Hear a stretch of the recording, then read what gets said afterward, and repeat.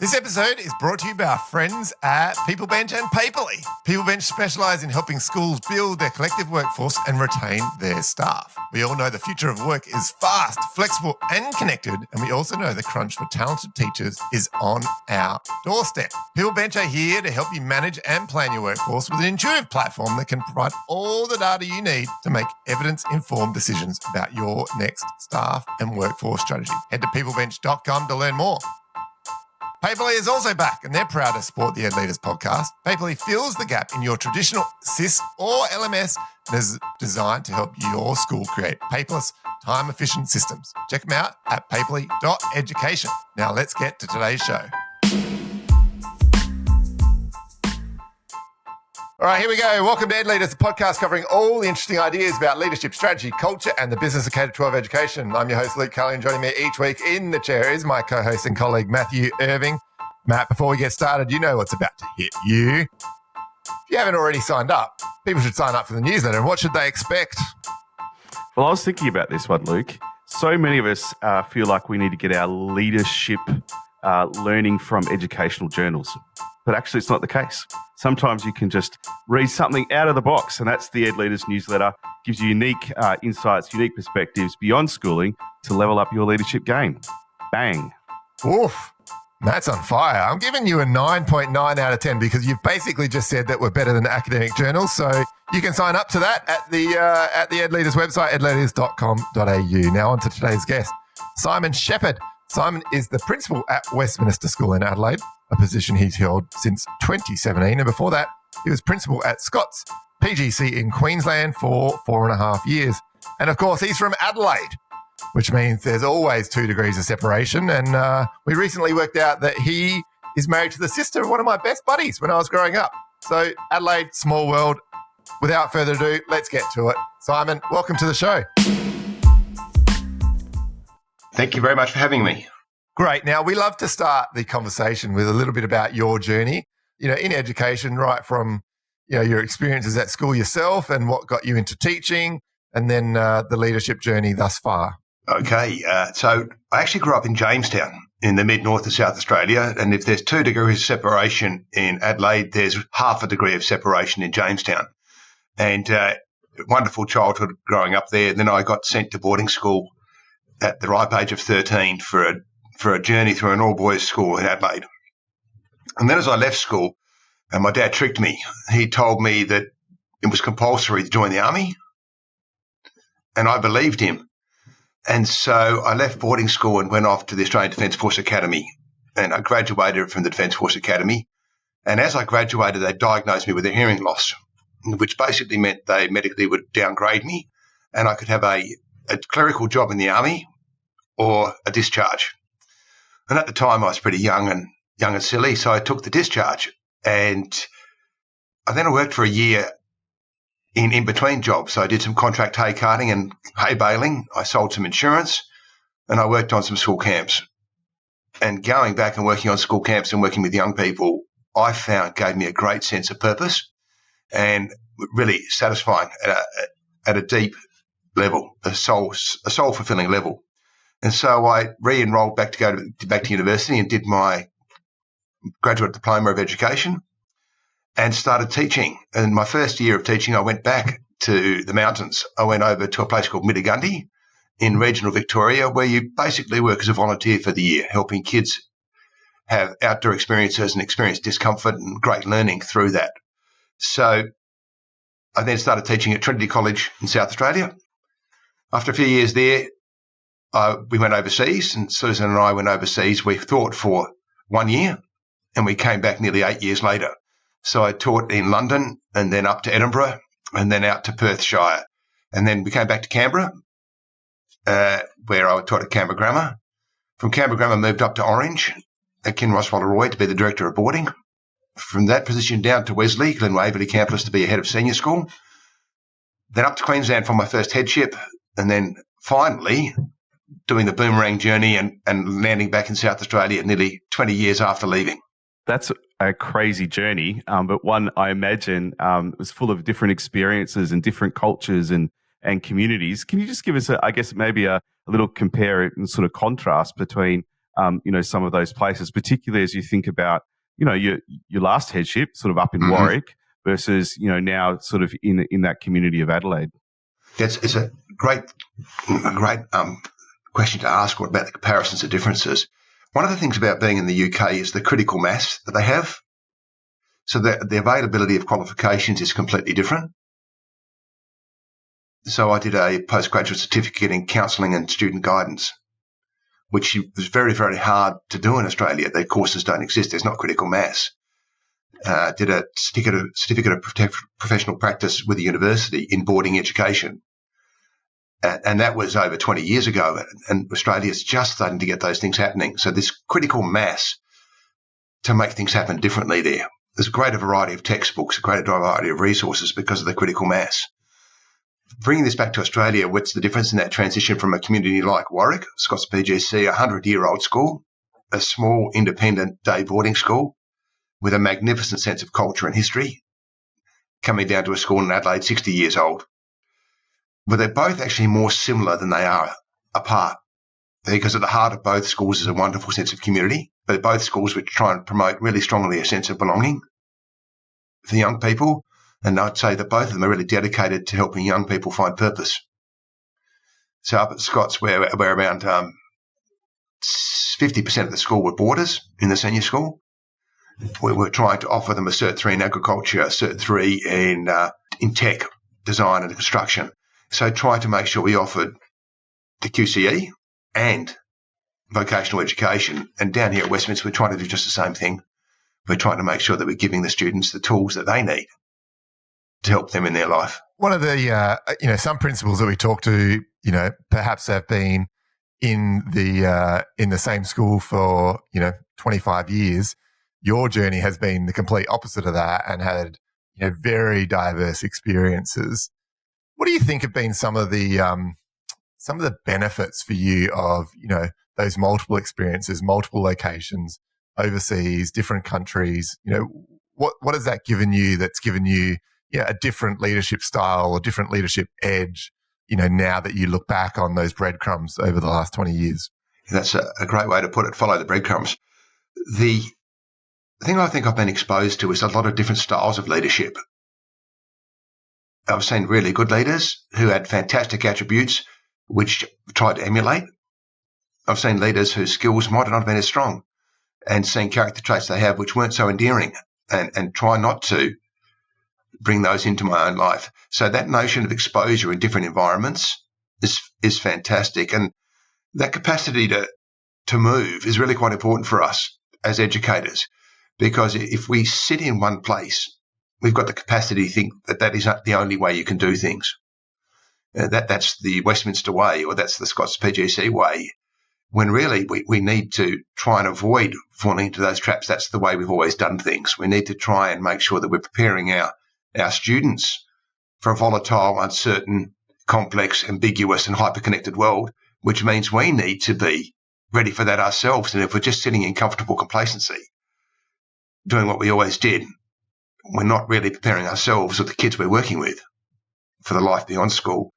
So that the notion of the journey, that preparedness to move, it also erodes away at something which can happen a bit, unfortunately, is that people get into a workplace and they really enjoy it, and then they get stuck in a bit of a rut. The pressures of life are such that moving is actually more complex than putting up with being in the rut. And Maya Postleglue, I think Postleglue, the famous black activist who wrote the quote that people will never forget how you made them feel, also wrote that if you don't like something, change it. If you can't change it, change your attitude. Teachers have to always remember they've got an enormous capacity for change in their profession. It's a profession which enables you to travel the world, and certainly travel Australia, and expose yourself to a magnificent myriad of experiences which make you a better person. And if you're a better person, then you are usually going to be a better person with the students you're working with and teaching. And Simon, you're talking there, I like that idea of comfortable complacency. If you stay in one place too long and that preparedness to move. One of the things I note about, your experience parallel to moving from school to school has been this lifelong journey of learning. and jumping in and out of different opportunities. And you sort of reference one of those when you're in the UK. Talk to us about that parallel life journey of learning and some of the things that you've done in parallel. It's a really interesting concept, Matt. It spills into a bit of an idea that I like to talk about called an empathy valve. And we've all got this capacity to exercise an empathy valve where we want empathy. But when it comes time to give it, we tend to shut the valve. And teachers have to make sure they don't have an empathy valve. So as we're working with young people, teaching them and giving them feedback on how they can improve, we do that with empathy and kindness. But we have to open ourselves up to feedback from the students and voice from the young people we're working with. And if we've got great relationships with them, they will give that back with empathy. They will give us what they want us to do. So we're on a lifelong journey with the students. There's the segue back to your question. As an educator, we should be on a lifelong journey. Otherwise, how can we really empathise with what it's like to be learning if we're not doing it ourselves? And our school leadership team will tell you that I actually badger them about their study, their growth, their learning. What are they doing? Because when we're actively engaged in learning and growing ourselves, then we can be better empathising with what it's like for the young people we're learning with and the young people we're working with. Because we're definitely learning from them. The youth of today can teach us so much if we've got the capacity to listen and open that valve. I mean, we couldn't agree more. Matt and I have had many conversations, over, our relationship about staff and the number of teachers that are seemingly, maybe hopped off of the learning journey train, where, they've got their content knowledge, they've got their, their resources, they kind of know the curriculum back to front. And sometimes I think, maybe they've got to like 45, 50 in a school and they've realized that the leadership opportunities, they're not going to get them because they've been looked over 2 or 3 times. And then it becomes that case of what are they then doing to grow? Because the curriculum doesn't necessarily change or grow. Yeah, maybe technology changes and grows, and there's things to keep up with that. But I think there is sometimes that challenge of how do they continue to evolve and grow themselves when maybe the capacity within their school for their role is not going to change. And I think that goes back to your point around how do we enable people to allow themselves to change into different roles or different schools and give themselves that opportunity to continue growing. I'm wondering whether that kind of resonates with what you're saying there. It does a bit, because ultimately, if you don't like an institution, no one's compelling you to work there. And maybe COVID has helped bring a change in that. Maybe more people are realising just how much power they have in their own lives. They're not helpless. They could change school if they wanted to. They could move state if they wanted to. It's just that notion of how uncomfortable am I prepared to be? How unsettled am I prepared to make my family? How much change do I really want to cope with? And if we're brave enough to address some of those questions, and you can't get the opportunities where you are, then it's totally within your realm of choices to change that. And you can vote with your feet, and things do work out. Do you think that as a leader you have a role to play in creating a culture where those conversations are, they're okay to have? Absolutely. If we've got someone who's we've tried to work on and building a skill set, and we're challenging them and want them to be the best person they can be, but they've reached the ceiling in the institution that we're in because somebody else is in that position and they're actually doing a really good job. What have we got for them? We might not have much. Have they got a project they can lead? Have they got an initiative they want to take on? Are they coming on and saying, look, I know I can't get this position here, but I would like to do this. How do you feel about that? And then my job is to say, follow me, I'm right behind you. How can I empower you to do that? How can we work on your passion point? Now, that may reinvigorate them. Or maybe that challenging conversation, that compassionate candor, where I actually care enough to challenge them and know that there's psychological safety around the notion that they are being challenged. So you've been here for 15 years and you're waiting for the next job to come up. How can we help you? Care enough to challenge you. What qualifications do you need? What extra experience do you need? Is it worth trying a boomerang job? Because When you're at a school like Westminster with a wonderful staff culture and a great community, it's easy to see why people stay. Yet you can't stay and expect something just to happen all the time. It may come up, but you can also launch out and boomerang.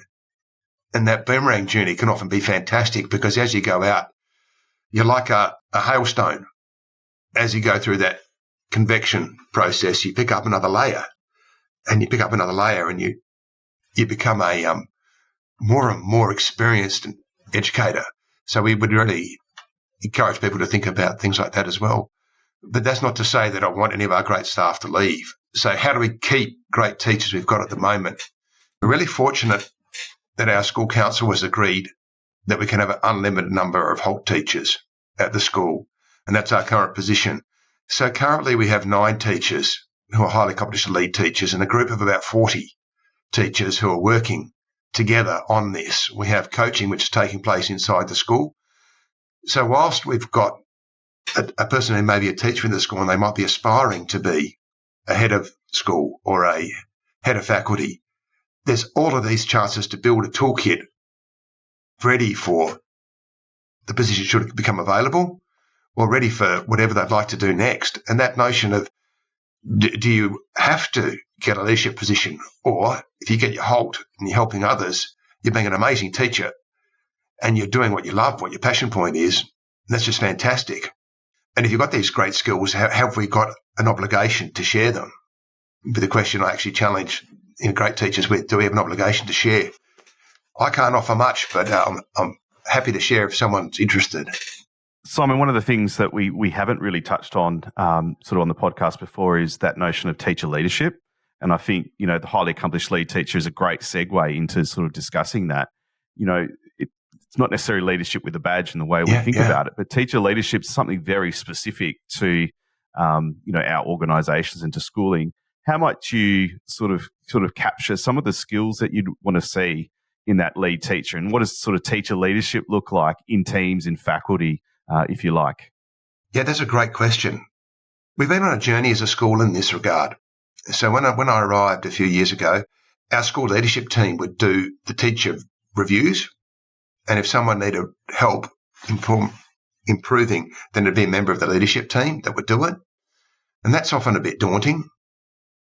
That's not really someone who can walk the journey with you because they're in a position of authority, and whether or not they're a great person or not, the position they're in still commands that sort of authority.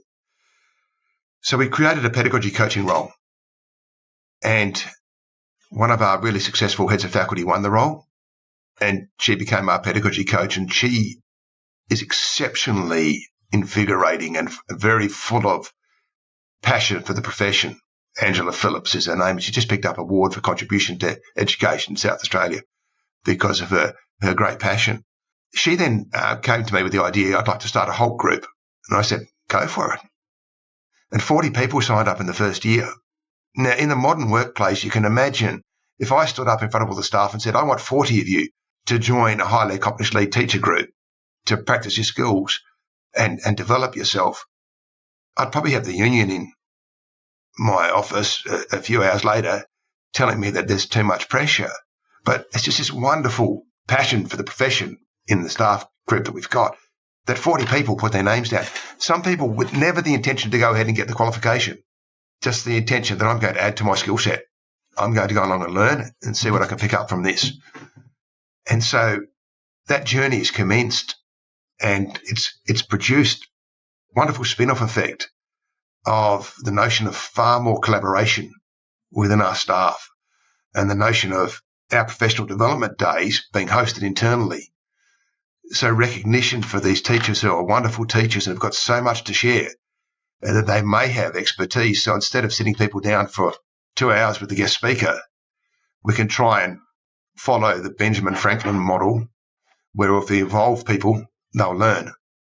So that notion of staff coaching each other is where we are now. So that evolutionary journey from a pedagogy coach to a heap of coaches who may all offer slightly different skills. And if we took a leading basketball team, and those might not know on the podcast that Luke's actually a bit of a gun basketballer, and the modern basketball team will used to be. Yeah, I've checked out, Luke. It's I think it's still current.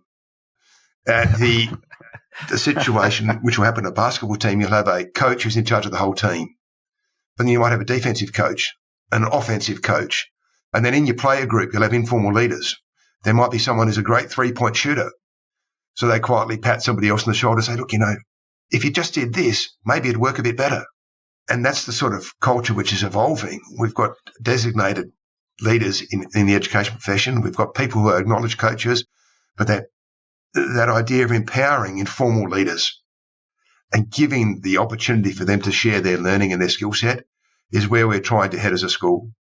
Yeah, I love that notion of having more people who are in the classroom more often in those roles, like as a pedagogy coach. And you mentioned that shift from senior leaders doing kind of the reviews to that kind of person. And I think as people move up in senior leadership roles, they're often spending less time in the classroom. Yeah. So they're probably not the best person to be kind of going in and necessarily going, what's happening in a classroom now may be different to what was happening, 5 years ago.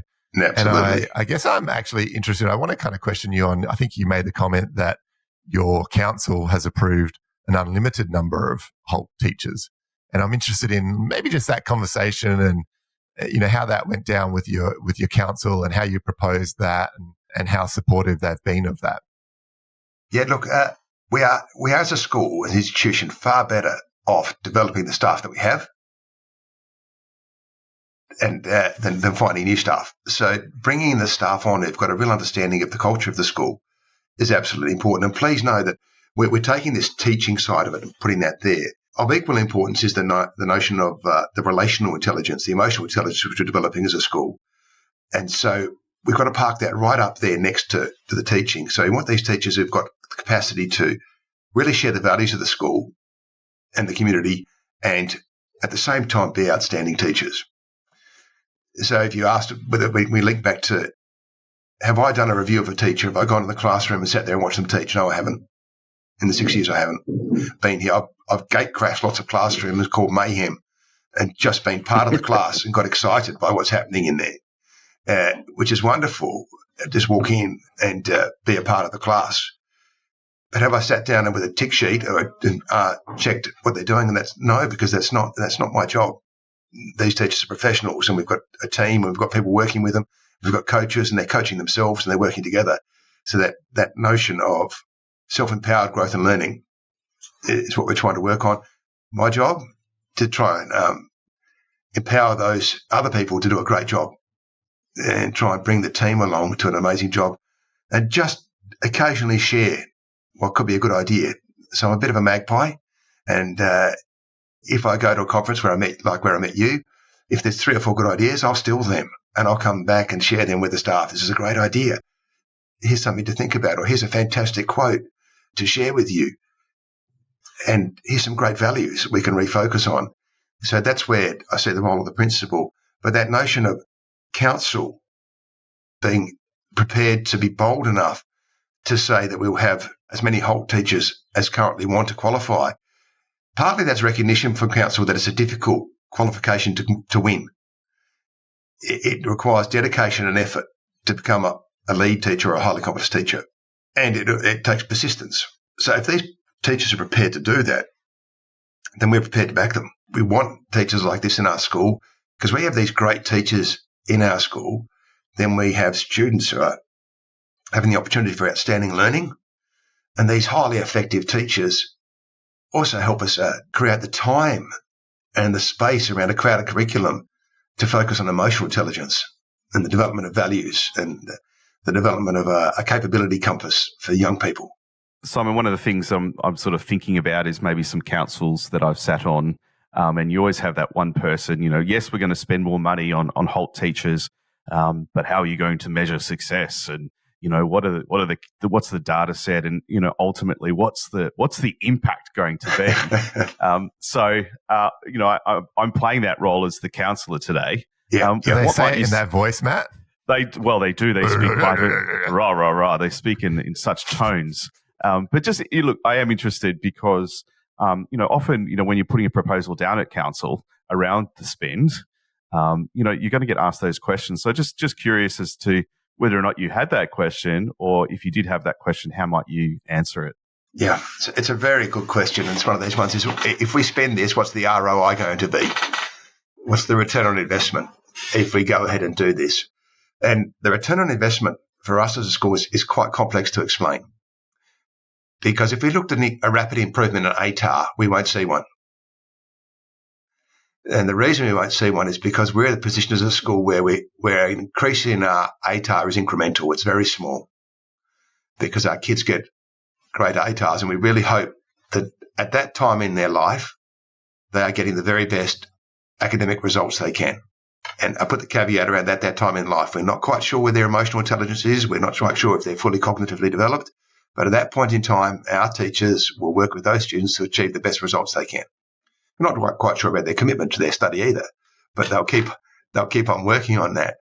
So to see a rapid increase in ATAR, or even worse than the ATAR, the secondary silent league table, the NAPLAN table, to see a quick increase in the NAPLAN results may be what a council wants to see. We've got more whole teachers, therefore we should be getting better results. To me, the real measure of success of a school, and I might be way out there on my own, is where our graduates are 7 years after school. That should be our measure of success, because have we empowered them as a school with enough resources to have a toolbox to head out into life with a sense of confidence, without entitlement, with humility, with passion, with kindness and gratitude, and a real desire to give back? So have we done that? Have we empowered the students in our care? So 7 years, why do I pick a random figure like 7 years? So if you've done an undergraduate degree, 3 years, postgraduate 1, then 3 years in the workplace, how are you feeling about life? If you've done a trade, 3 years of trade, a couple of years working as a journeyman, I suppose, and then you might be your own boss. 7 years later, starting to subcontract and do your own work. How are you in life? Are you feeling a sense of eudaimonia? Is there a sense of contentment in your life because it's well lived and you have got purpose? At the same time, there's an acknowledgement that to get to that point, there will be struggle. So as a school, have we helped kids prepare themselves for when things won't go right? Increasingly, when we look at the ATAR as a measurement of success, schools can really equip their kids to get the very best ATAR they can. And one of the analogies I'll use is the high jump. And I think from memory, the world record for the high jump is 2 meters 37, and it was set by a Cuban athlete. I could be wrong, very happy to be. And no one's done that since. But that's what we're asking every kid to achieve when they undertake their final year, the year 12. They're setting their own world record of 2 meters 37. Yeah, one thing that schools often forget is when they clear that, what pads are on the other side of 2 meters 37. So they set their own high jump world record, and what's on the other side? And all too often there's nothing. The data will show you that the dropout rate of first year uni students is really high because they crash when they hit the other side of the high jump. So what can we do differently as educators to help prepare kids for that? And that would be to help them identify what gives them a sense of purpose. So do they think they'll be satisfied being a plumber? Do they think they'll find contentment in that? Will they be satisfied studying accountancy? Will they be satisfied joining the army to be a young army officer? What will it be that leads them to find a sense of purpose, usefulness, and ultimately contentment?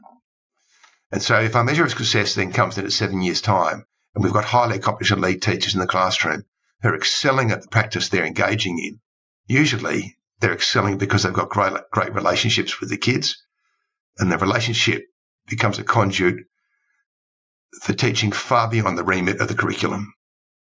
One of the challenges that teachers face is our capacity to allow children to experience appropriate discomfort. And this is one of my magpie moments, because you were there at the same conference and we were told really clearly that our capacity to handle discomfort is one of the greatest limitations to our growth.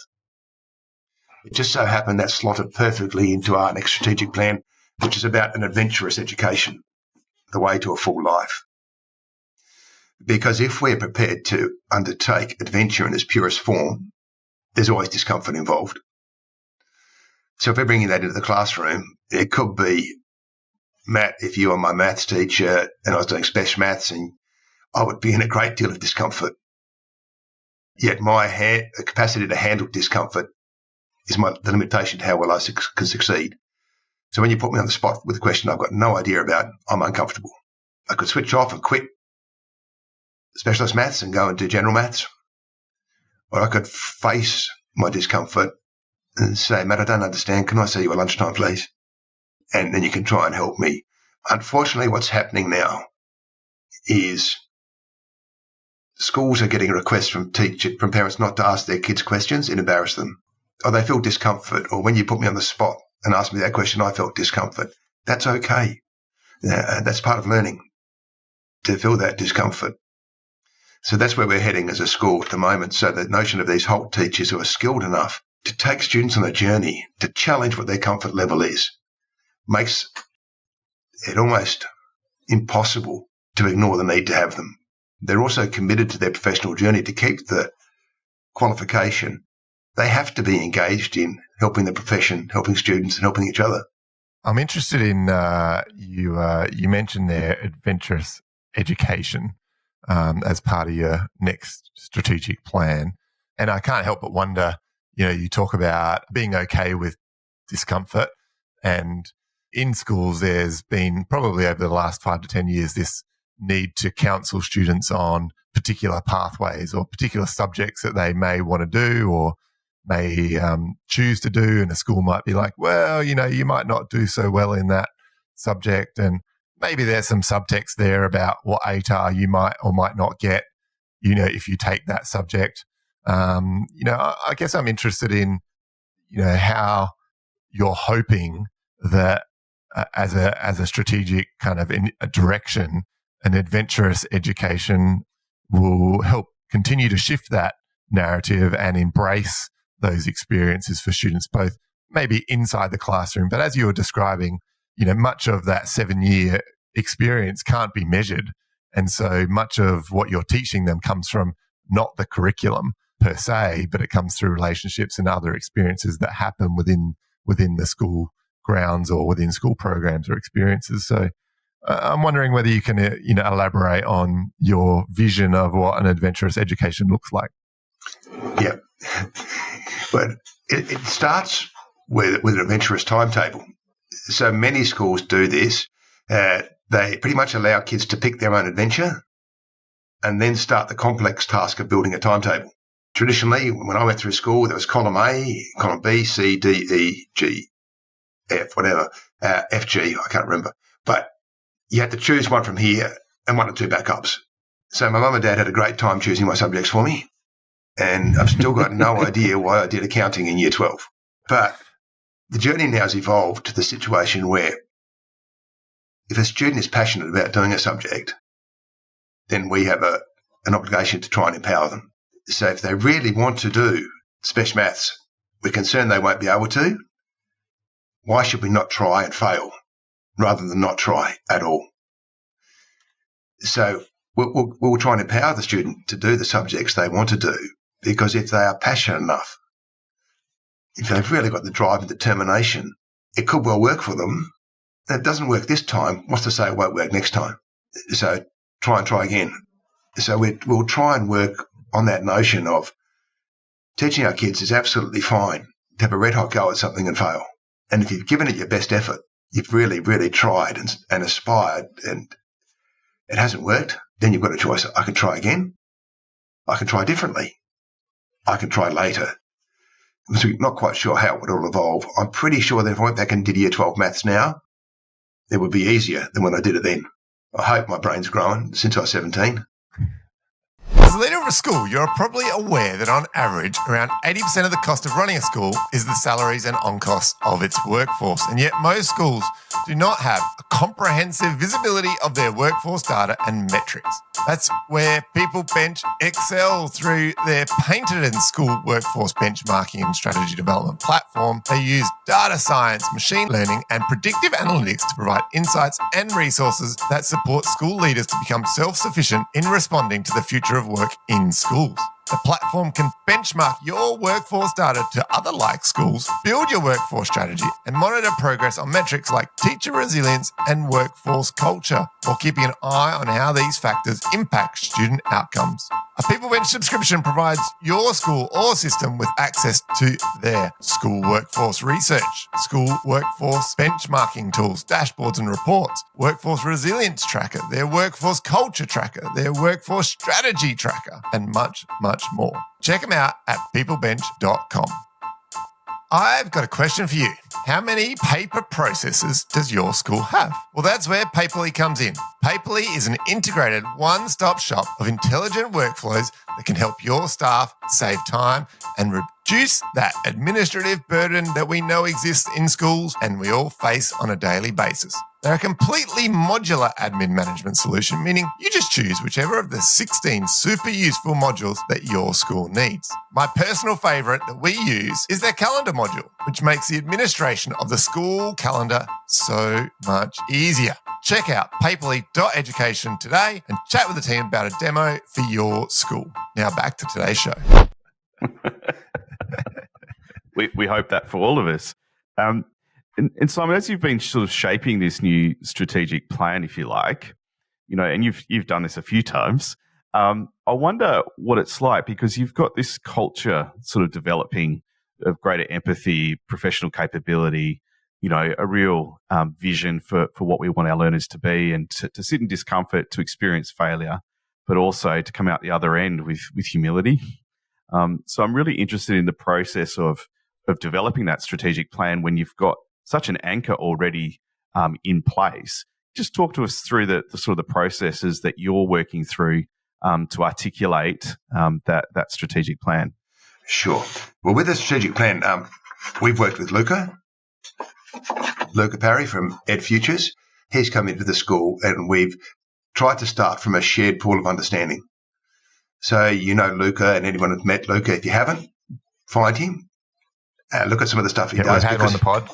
He'll challenge you, and he did that to us. So he absolutely challenged us, and he excuse me, team. That's bad timing, isn't it? Oh, good. I love the ringtone. Just keeping it real with the 80s. Yeah. I thought you were going to pick one up on the landline that was connected. The old round thing. The little dial up there. You'll probably edit that bit out, but it could give everybody a very good laugh hearing that.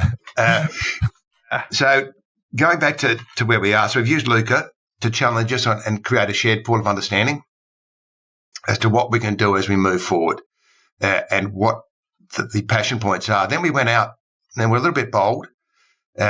We had a working group with our council and our school leadership team. We had a working group with staff and then a combined working group with students and staff as to what they see as being important for their educational futures in the school. We brought that information together and then started to shake it down a bit more in a traditional method, because we have to in order to get a plan which we can hang the rest of our targeted action plans off. So what will be the scaffold on which we could build the rest of the plan? So we've tried to start from a shared pool of understanding. We've tried to challenge the norm and look at what we could do, and we've tried to get voice and agency from our students in that process. Now, they informally inform the plan along the way anyway.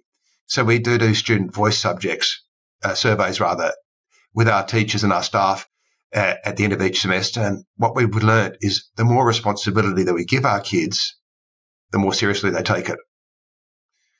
And especially if they see that it's being heard. So if they give their teacher feedback that they talk too much, and then they see the teacher making a conscious effort to change, then usually they really appreciate it. So we're carrying that voice and agency through as well. One of our council subcommittees, and you've talked about council before, we've just invited a second-year med student, a fantastic young woman called Emma Keatley. She's studying second-year med, young Indigenous woman, and another young man, Alex Reardon, who's just doing his Masters in Psychology. They are now young voice on our Education and Wellbeing subcommittee. because often school councils will be formed of very well-meaning, outstanding people who are middle-aged, and they are at the school to give something back. There is no doubting their intent and the wonderful passion that they have. Schools are usually very blessed to have them. But young voice and agency is really important for us, because you heard my ringtone and laughed at it. To me, that's quite cool, that ringtone. So I'm so out of touch with what's cool today. You can only ask my sons about that when I wear clothes that embarrass them, or come up with great sayings that are really daggy, or I give the I'm sure what's that one called? Shuckers. Is that when I do shuckers inappropriately, that's a great source of embarrassment. So the notion of young voice to help us as we lead young people is particularly important to our council and to our school. Did I answer the question, or did I tap dance all around it? No. I think that idea that you start with developing shared understanding, that you bring voices to the table and challenge the current paradigm, but then create that, I guess, that traditional scaffold of putting a plan together. But it really is a collective. It's not the Simon Sheppard strategic plan in your office sort of mentality. And I think that's where the power is, that it's owned by community and it's collectively designed. And I think, that sets up, that change piece quite successfully, in the long run. It's a terrifying idea, but I really do feel that my job is to make myself redundant. Can you elaborate on that? Well, if I can bring on the team, the school leadership team, the school management group, the school student leadership team, if I can help them grow and be all they can be, do they need me? So am I needed in the operations of the business, of the school, or can I work on the school?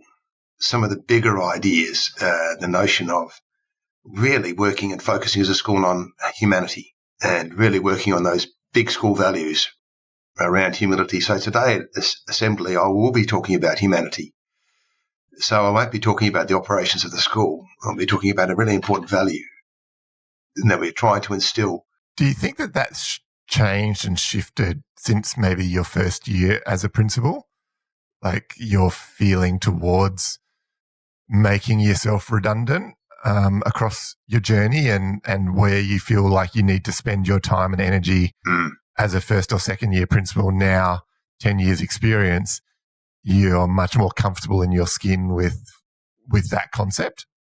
Look, there's no doubt about that, that I am more comfortable in that, and I've got to realise my own limitations, which are, there's plenty of them. You probably realised already I'm really enthusiastic, I'm pretty energetic, and I'm quite passionate. And that has the capacity to accidentally diminish other people. And so I really have to focus on making sure that I'm quieter than I am, quiet in every way, quieter energy, quieter in voice, and try and exercise the mantra, follow me, I'm right behind you. So try and be at the back of the group, holding the torch as we walk forward and letting them choose where they're going to take the next steps. We know where we're going, but empower the team to take the next steps and hold the light so they can see they're not going to fall over. And Simon, how important is it that you don't speak first and perhaps you speak last in a conversation? We've been talking about this on the podcast with some other leaders. How do you go with that? Oh, shocking. And it's a known weakness. It's something I'm trying to work on, really trying to practice the mantra that my questions are more important than my statements. So really trying to work on that mantra. I think it does some people's heads in. That I'm asking so many questions now, because sometimes they're coming wanting an answer. Tell us what to do. Well, what would you like to do? And moving forward in that regard. Well, how do you think we should handle this one?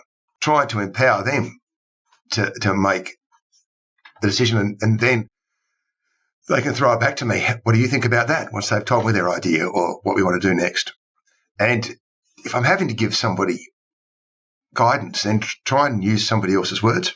Because often that guidance, when it's coming from a third party and I'm sharing it, I'm a speaker for it, or an amplifier for it. The notion then is, here's a great idea, and it's nowhere near as confronting when it's coming from somebody else, rather than me making a statement and hey, look, here's a concept from somebody else that might be worth thinking about. I completely remember being a 29-year-old and walking into Beth Blackwood's office, and we've had Beth on the podcast, and her doing exactly what you just described, which is I went in thinking that she was going to give me the answers, and she sent me back out saying, you go and find the answers. And so, vividly remember that.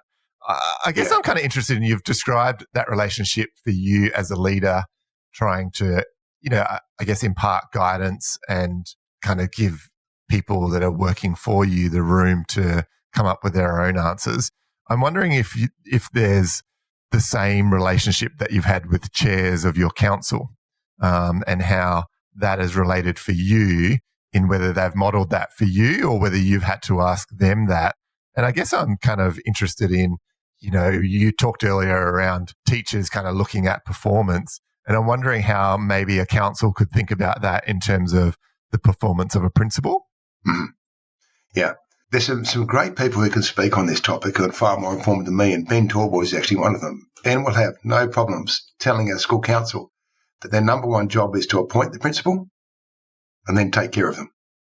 And that's what they should do. And I've been really fortunate in that I've had 3 chairs in my career so far, and all of them have been really committed to what they're doing, passionate and genuinely interested and inspired to make the school a better place. So none of them, if this thought entered any of their minds, I'd be stunned. None of them thought, well, being the chairman of a school committee would look good on my resume. I'd be stunned if that thought even crossed their minds, because they've been so committed to the cause. Now, that commitment can be a double-edged sword at times, because they might see that a change to the saga of the school, or we haven't done that before, could be detrimental to the school, when in fact, sometimes the saga can be an anchor which is stopping you from moving forward. And other times it can be anchored to keep you still in the storm. So it can be a really good thing. So relationships with chairs are very important things, and that line between operational and strategic decisions is quite fine, and it is blurred. So if you know geography at all, either of your geography teachers? No. But I do know Adelaide quite well. So brace yourself. When you teach kids about global climate and weather systems, you tend to use a model called the 3-cell model. And it has a polar high, subpolar low, subtropical high, and equatorial low, and it's in both the north and the southern hemisphere. You teach them this model, and then you have to tell them, but it doesn't really exist. What really exists is the subtropical high and the subpolar low blend in with each other all the time, creating a completely different system, and actually creates Rossby waves, and which create jet waves. It's quite fascinating stuff. The line between you and your council tends to be like that. The idealized model says there's clear parameters. Reality is they'll blend into each other at times, and you will find this crossover at times. And that sometimes your chair of council actually might know more about a situation than you, and you've got to listen. At other times, you might have to say, look, that's blurring the line. You're crossing the line there. And doing that in a way which doesn't compromise your relationship is really difficult for principals, because ultimately, if the council's job is to hire and fire principals and take care of them, then you have to be open to the fact that if you have great conflict, it could lead to you looking for a job elsewhere as a principal. So the relationship with the chair probably has to be worked on both a social and a professional level. So you've got a conduit where you can share information really openly. And if we looked at that notion of compassionate candour, you have to care enough to challenge the principal, and the chair does, and vice versa. And it should never be obnoxious aggression or ruinous empathy or manipulative insincerity. It should be the capacity to genuinely challenge because you care. And I suppose a lot of the time you have to park ego. Is being right more important than the relationship? Sometimes it's not. And you back away and try again a different way. Pick the issues that you want to pin your colours to the mast on. For the listeners out there, Matt's smiling. I can see what he's thinking. So it is that notion of... I think that's good advice for you, Matt. I think it's very good advice. Thank you, Simon. I appreciate that. But it's not my advice. Yeah, I've stolen that from someone else. And Simon, as we sort of zoom out, as we start to head towards the end of our conversation, we talked about the importance of relationship. We talked about the importance of the support sort of from counsel and, the complexities of the role and what you should be doing and perhaps what you shouldn't be doing. If we were to look, at the profession of principalship, what do principals need now more than ever? Yeah, that's a great question. Really complex question. There's a great cartoon by Michael Leunig, yet another one, in which he has two people wearing a T-shirt. And one says, "I'm perfect," and the other one says, "imperfect." And the only thing which changes that is a space and an apostrophe. And I believe principals have to know that we wear the imperfect T-shirt, but often our community expects us to wear the "I'm perfect" T-shirt. And we are so far from being perfect. We are human. So the first thing we have to ask for as principals is we have to ask for empathy. Yet unfortunately, it's one of the professions which the empathy valve is applied to indiscriminately. So this notion is people expect you to wear the "I'm perfect" T-shirt, but really every morning we put on the imperfect T-shirt. And so principals have to have this great capacity to be resilient and to face adversity. They have to have faith in what they're doing, and they have to probably recognise that it is a calling to do what we do. It should give you a sense of purpose and contentment. You are helping young people in their lives, and you are shaping that, and really, you're trying to make a big difference. Maybe you've come to the post because you've seen other people doing it, and instead of complaining about what they did, you've decided to give it a crack yourself. Maybe you've come to the post because you've got lucky. You've decided to give it a go. Maybe you've been driven from a very young age to be a school principal, but you are there to try and help young people. And if we take that as the start point for all principals, you're there because you are compassionate. You're there because you're passionate. You're there because you're empathetic and you really want to try and help other people. It's a wonderful thing. And all the staff at this school will tell you I'm far from perfect. I'm imperfect, and I probably get more things wrong than I get right. And that's a great skill for principals to remember, is that often we've risen to these positions because we're prepared to make decisions. And when you're prepared to make decisions, it means you're prepared to make mistakes and you learn from them. So I'm sure after this I'll go back and be reflective and think, oh, wow, I wish I said that. I wish I hadn't said that. Did I come across as arrogant when I said that? Was I humble enough? Was I showing humility? They're all things which we have to have as we move forward as principals. But that one big thing we have to have is each other. We have to have other principals, because it's only when you're speaking to another principal where you really get that empathy of people putting their shoes and feeding your shoes and walking the mile with you. So it is a wonderful calling and profession, and we've just got to remember, and one of my biggest weaknesses is I forget the people to see me in the imperfect T-shirt. So I'm perfect T-shirt. I see myself as Simon. When I look in the mirror, I see Simon Sheppard. When I walk around the school, the kids see Mr. Sheppard. Now, the fact that I'm 6'4", and over 100 kilos and quite ugly changes that. So there's this slightly terrifying persona, and maybe it comes from the notion that I believe that positions can't command respect, but individuals earn it. So when I walk around the school and talk to the kids, I hope that I'm talking to them and interacting with in a situation where there's earned respect for each other, rather than we just talk to you because you're the principal and we must. That might have been shown just on Monday night this week. Our Year 12 boarders, we've got 34 Year 12 boarders, and as they went to go on study leave, 30 elected to stay in boarding rather than go anywhere else. That's a wonderful reflection of the job that our boarding team do, that the kids feel so comfortable and so welcome in the environment they're in. They stay there. So I asked them up to the house that I live in here on the school grounds for a pizza night. And I fired up the wood-fired pizza and cooked about 60 pizzas because the boys came back for seconds and thirds. And we all had pizza together. And a wonderful mark of earned respect, it was at the end of the night when it was time to tidy up.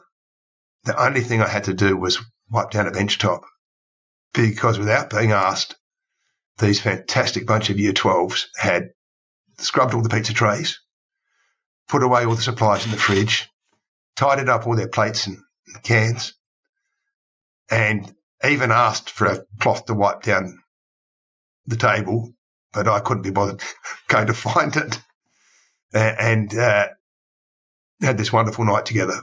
So I sat down with some of them during the night after I finished cooking all the pizzas, and while I was cooking, about half a dozen of them came up and asked, what pizza can we make you? You're busy cooking for us. What can we make for you? So if we've got young people leaving our school with that sort of emotional intelligence and that sort of kindness, then hopefully we're getting something right.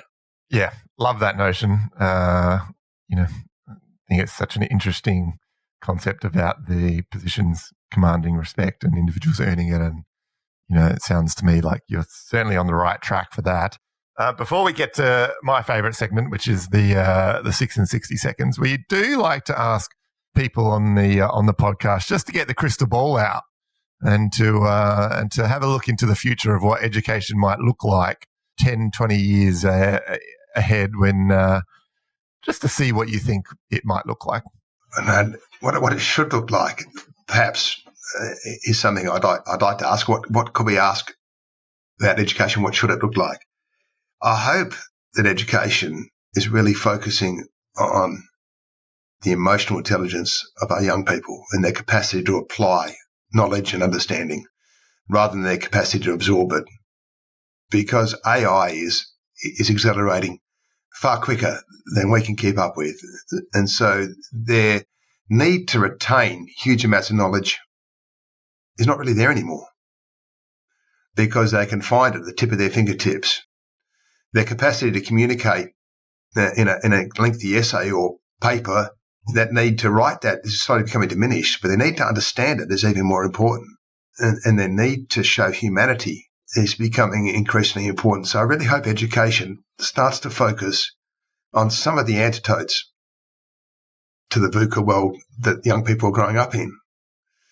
And if we took volatility, the antidote is vision. So will we make sure we give our young people vision? And if we take uncertainty, the antidote's understanding, and complexity, the antidote's clarity. They only come with emotional intelligence and the development of that. Ambiguity becomes agility, and hyperconnectivity becomes humanity. So we've really got to focus on ensuring that while we're helping them learn what they need to, we're also helping them become the very best people that they can be, which can only help Australian society. And you do wonder, are we getting it wrong? Kids getting an ATAR of 99.95, starting a career in medicine. They've got amazing academic skills, but do they have the emotional intelligence and the humanity to really deal with people? So I'd hope that education starts working on that and mechanisms for doing that and empowering kids. We have to start looking at micro-credentialing. What can we be doing to help our students build a toolkit along the way? And every micro-credential or every subject becomes a tool in that toolkit. Well, you're talking to the converted here when it comes to micro-credentials. We are certainly on the same page as you there, and Matt and I have been on our own journey with micro-credentials, but I certainly think you're spot on with that being a part of the future, that's for sure. So just a silly thing, Luco, it seems silly. When we're talking with the young people about, we run a course called Prepare at West at the start of Year 12, teach the kids how to do a tax return. They can do an RSA course. They can do a barista course. They can learn how to get their car ready for a music concert. So check the water, check the fluids, check the oil, change a tyre. All of these things now, which in our hyper-connected world, people just call and somebody comes and fixes for them. But if they're on the Hay Plains, you'll be waiting a while. And so trying to teach our kids all of these things, and throw out the idea to the young voice in the room are two young old scholars who are on that committee. So what about a end of lease inspection? Would it be useful as a sort of a micro-credentialing course or some experience to learn how to do an end of lease inspection? because any of us have rented all know how many times we have to go back and clean again to get our bond back. So what can we do in these micro-credentialing space that's actually even outside the normal realms? Get a Cert 2, get a Cert 3, do an RSA, do a barista's course. What can we do which is actually going to empower and help them? And it's almost assumed knowledge. So what micro-credentialing can we help to overcome what's assumed knowledge? Totally agree. The real skills that you need in, the 18 to 23-year-old phase of your life. Absolutely. Yep, absolutely. All right. Well, on that note, we'll get to 6 in 60 seconds, my favourite segment. The rules are pretty simple. No one follows the rules. That's rule number one. Rule number two is one word or idea. Short answers are the must, and I'll give you a score out of 10 to see how well you follow the rules. Okay. So with that, one educational narrative that's been underrated or overrated in the past decade. Empathy. One underrated role in a school. The maintenance teams. The most interesting professional learning or professional development you've ever done. There's a challenge here. I did the leadership at the peak for the Center of Creative Leadership in Colorado this year. Groundbreaking. Great chance for reflection and growth. But I also did a Round Squares Leaders Conference in London where this amazing professor from Cambridge shared with me the term eudaimonia, which somehow was this incredible bucket that caught so many of my random ideas and galvanised them with one word. If you could change one rule or one thing in education, what would it be? National registration for teachers, one curriculum in Australia. One book worth reading.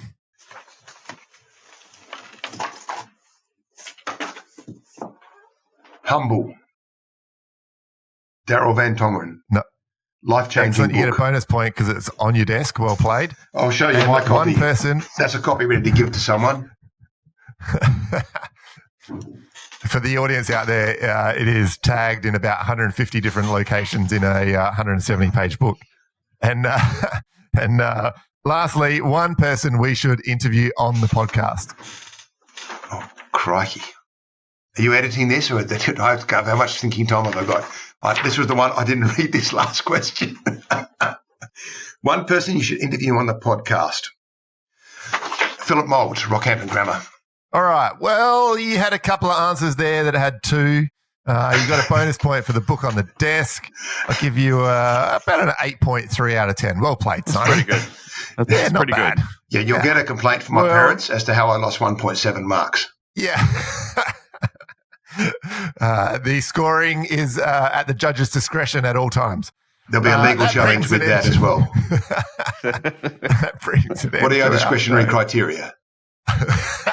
How I feel in the moment.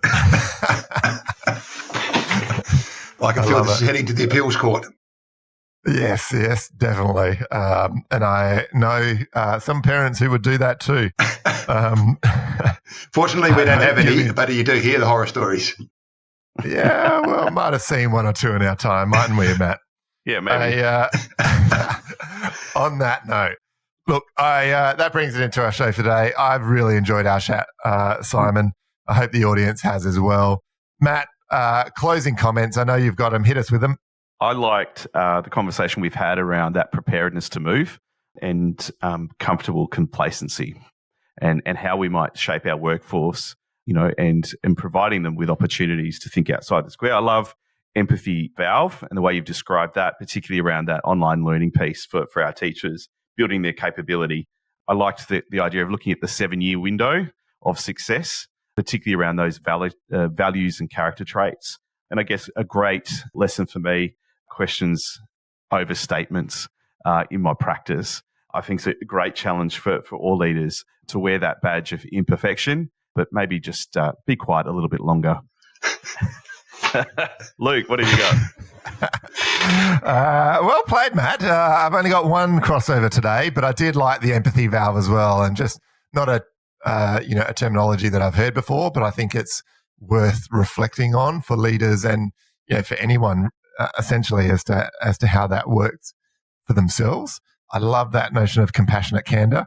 I think we could do well to have more of that in conversations in the workplace, and to have a culture where that compassionate culture is part of the everyday language, and we can have those honest conversations.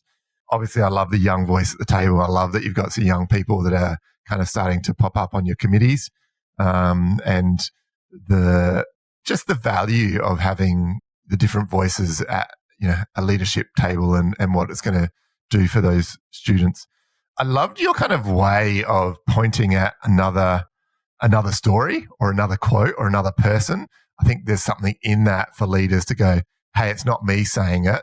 Matt and I have talked about this before with data, but I think there's actually something really clever about pointing at another story or a quote.